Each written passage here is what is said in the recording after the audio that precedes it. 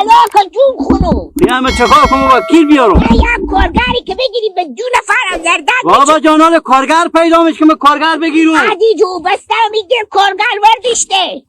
و میره غم کار شده شما بابا کمک سختیم بفهمیدیم پیارمه اگه یک کارگری بگیریم بیایم اینا رو خودی ما بچینه چه کار میشه یعنی من سختیم خود نسل خوردی خود نه یک کارگری نمایی آبا برو سکو کی میای کی ما مدر خوب برون بیارم مایی خب پس چه گپ میزنی دیگه خود نه دیگه یک نفری که به کار بدیم بگونار بابا بشینی بچینی بعد همه بکندی وقتی اونا برو گونی رسو وقتی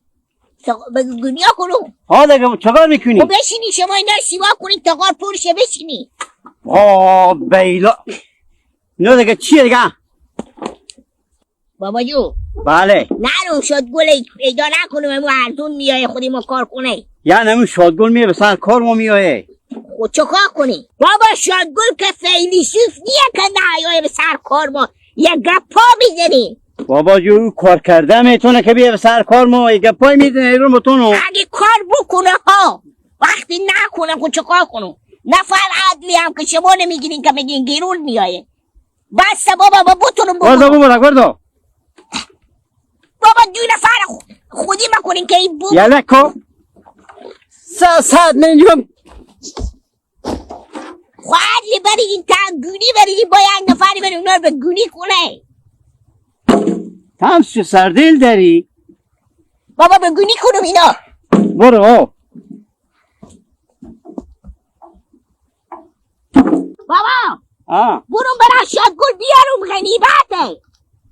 برو بیاره خوبه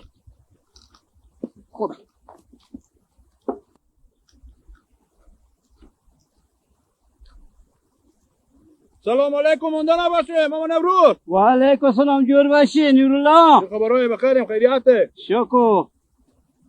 به نام خدا امسال خوب شده دیگه بلیا مونده نباشین شکر دستم بدین خیریت بخیری شما جوره مامان نوروز چرا یک کار میکنین کجای بچه شما کجیره موله میگی بدوره کدوم برای شادگل واسه یکی اون گفتم بیای خودم کمک کنه مامان نوروز جا ما بیامدم پیش شما که اگر همی زردکار بریم بدیم خیلی هم خوب میشه اینا رو به من چند میفروشیم قیمت از اینا رو به ما بگید تو نمیخیری نورالله میخرم مامان نوروز دیگه خود شما میفهمی که بغیر از مکه به منطقه زردک میخره دیگه کسی